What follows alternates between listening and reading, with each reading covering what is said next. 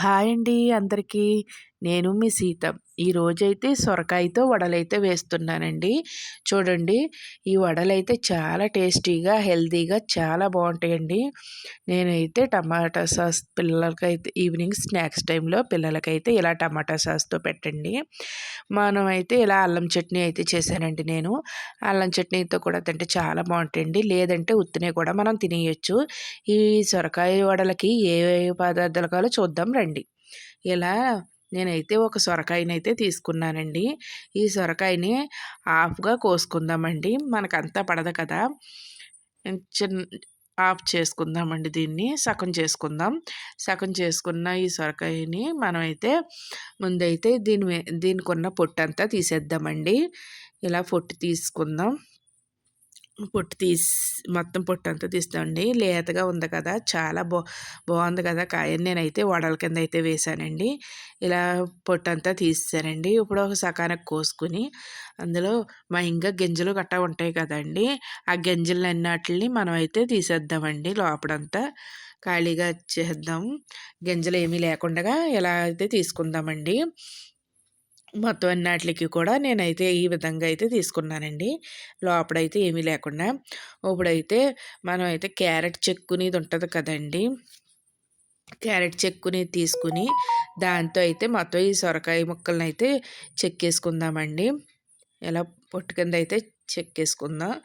ఇలా అయితే మొత్తం అన్నీ కూడా నేనైతే చెక్కేసానండి. ఇంకోండి ఇలా అయితే చెక్కాను.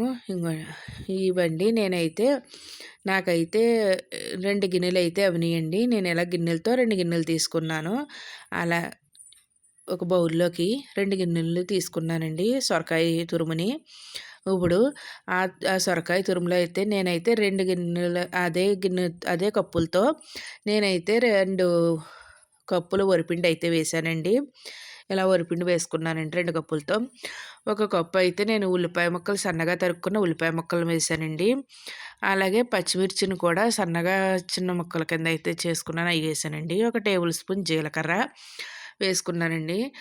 అలాగే మనకు రుచికి తగ్గ సాల్ట్, కొంచెం పసుపు కూడా వేసుకుందామండి. ఇప్పుడైతే నేను నానబెట్టిన శనగపప్పునైతే వేస్తున్నానండి, పచ్చెనగపప్పుని. అది కూడా వేసుకున్నానండి. వేసుకుని బాగా కలిపేసుకుందామండి. ఇప్పుడు దీనికైతే వాటర్ అయితే ఏమీ వేయక్కర్లేదండి. మనకి సొరకాయలో వాటర్ ఉంటుంది కాబట్టి అదే మనకు సరిపోద్దండి. ఇలా కలుపుకుంటే సరిపోద్దండి వడలకే. ఒకవేళ సాలకపోతే కొంచెం వాటర్ అయితే వేసుకోండి. ఇప్పుడైతే స్టవ్ వెలిగించుకుని కడాయి అయితే పెట్టానండి. ఇప్పుడైతే డీప్ ఫ్రైకి సరిపడంత ఆయిల్ని అయితే వేసుకుందామండి. వేసుకొని మనం చిన్న చిన్న బౌల్ కింద తీసుకుని ఇలా ఫ్రెష్ చేసుకుని ఇలా వడల కింద అయితే ఇలా ఒత్తేసుకుని ఆయిల్ కాగుతుంది కదండి. కాగినప్పుడు ఈ వడలను అయితే అందులో వేసుకోవాలండి. ఇలా వడలన్నీ వేసుకుని గోల్డెన్ బ్రౌన్ కలర్ వచ్చేదాకా వేపుకోవాలండి. ఇలా వేపేసుకుందామండి. వేపేసుకొని చూడండి, కలర్ అయితే చేంజ్ అయినాయి కదా, గోల్డెన్ కలర్ వచ్చినాయి కదండి. ఇప్పుడు ఒక పేపర్ వేసండి. పేపర్ మీదకైతే ఈ ప్లేట్లో అయితే పేపర్ వేసి పేపర్ మీదకైతే తీసుకున్నానండి.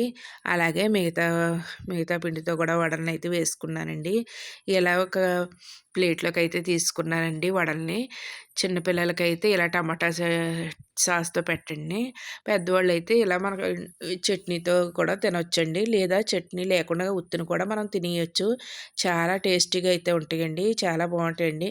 సొరకాయ తినలేని వాళ్ళకి ఇలా అయితే వడలకని చేసి పెట్టండి. ఈవినింగ్ స్నాక్స్ టైంలో కూడా చేసి పెడితే చాలా టేస్టీగా ఉంటాయండి. పిల్లలు కూడా చాలా ఇష్టంగా తినేస్తారు ఈ సొరకాయ వడల్ని. చూడండి, చాలా బాగుంటాయండి. పైన క్రిస్పీగా, లోపల స్మూత్గా చాలా బాగుంటాయండి వడలైతే.